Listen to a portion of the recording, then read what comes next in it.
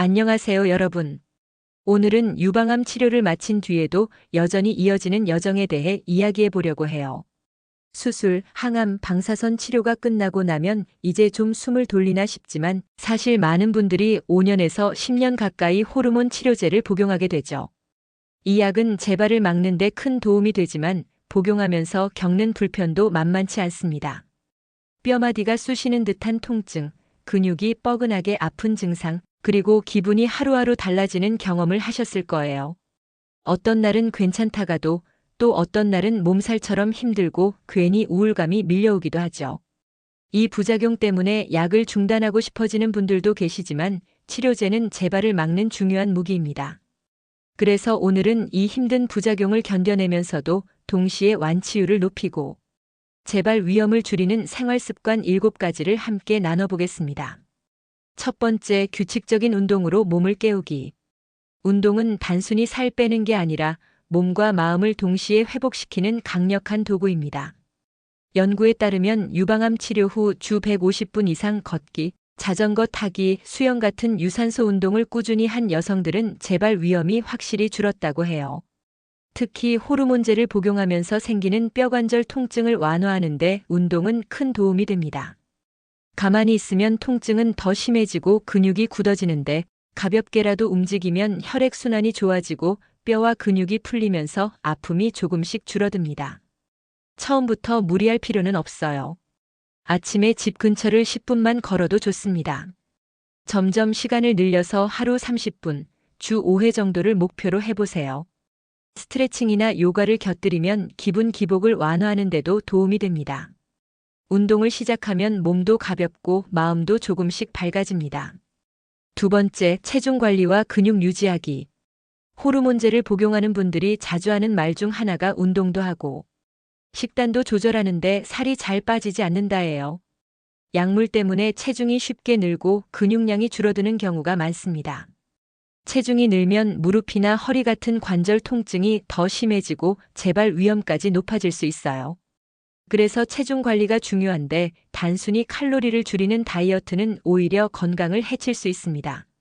중요한 건 근육을 지키는 것이에요. 단백질이 풍부한 음식을 충분히 섭취하면서 근력 운동을 병행해야 합니다. 닭가슴살, 두부, 콩, 생선 같은 단백질 식품을 매 끼니 조금씩 챙기세요.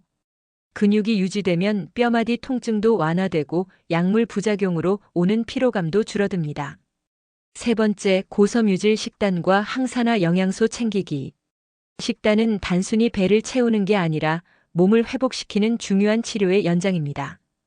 호르몬제를 복용하면서 장이 예민해져 변비나 설사를 겪는 분들도 있는데 이럴 때는 섬유질이 풍부한 식단이 도움이 됩니다.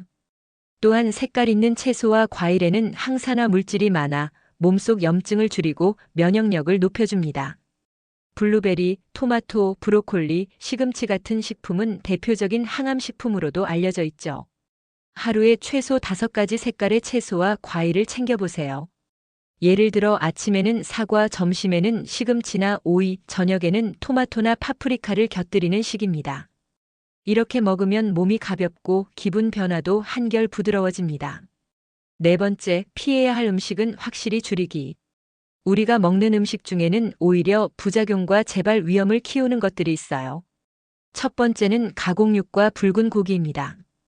햄, 소시지, 베이컨 같은 음식은 포화 지방과 나트륨이 많아 염증을 악화시키고 체중을 늘립니다. 두 번째는 설탕이 많은 음식과 음료예요. 단 음식은 순간적으로 기분을 좋게 만들지만 곧 혈당이 떨어지면서 더 피곤하고 우울해지기 쉽습니다. 호르몬제로 인해 기분 기복이 심한 분들은 특히 달콤한 음식에 손이 자주 가는데 장기적으로는 더 힘들어질 수 있어요. 대신 통곡물, 무가당 차, 과일 같은 건강한 대체제를 찾는 게 좋아요. 예를 들어 콜라 대신 레몬을 띄운 탄산수, 과자 대신 구운 고구마를 선택하면 몸도 편하고 기분도 안정됩니다. 다섯 번째, 알코올과 흡연은 멀리하기. 술은 많은 분들이 가끔 한 잔쯤은 괜찮지 않을까라고 생각하시지만 사실 유방암 재발 위험과 직결된 요인입니다. 알코올은 체내 에스트로겐 대사에 영향을 주는데 이는 호르몬 치료제의 효과를 떨어뜨릴 수 있습니다. 흡연 역시 문제입니다. 담배는 뼈 건강을 해치고 혈액순환을 방해해 관절 통증을 더 악화시킵니다. 또 간접 흡연도 몸에 부담을 주기 때문에 주변 가족이나 친구들에게 금연을 부탁하는 것도 필요합니다. 6번째, 수면과 정신 건강 지키기. 호르몬제 복용자분들이 가장 힘들어하는 부분 중 하나가 기분 기복과 불면증이에요. 어떤 날은 괜히 우울하고 또 어떤 날은 이유 없이 예민해져 주변 사람들과 부딪히기도 합니다. 이런 감정의 파도는 약 때문에 나타나는 자연스러운 현상이니 내가 이상한가 자책하지 않으셔도 됩니다. 다만 이런 변화를 관리하기 위해서는 수면과 정신 건강 관리가 꼭 필요해요. 매일 같은 시간에 자고 일어나는 습관을 들이고 잠자기 전 스마트폰을 멀리하고 대신 따뜻한 차나 명상 음악을 곁들이세요.